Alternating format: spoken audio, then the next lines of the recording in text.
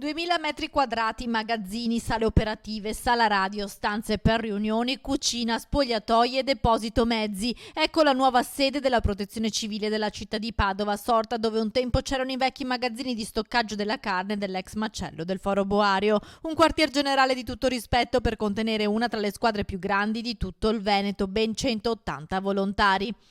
La più giovane ha appena 20 anni, tra più anziani, ma non di età, solo di appartenenza al gruppo, c'è Rodolfo Ingaldini che ha vissuto l'esperienza del terremoto del Friuli nel 1976, quando ancora la Protezione Civile non si chiamava così e il corpo non era ancora stato istituito dalla legge. Prima dell'attuale protezione civile era unità ausiliari di protezione civile, era un'unità in collaborazione con i gruppi scout nazionali.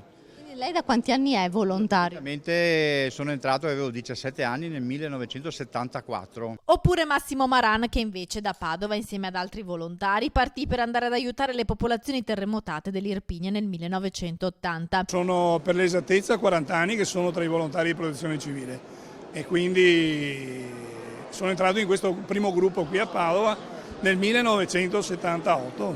Io sono questo.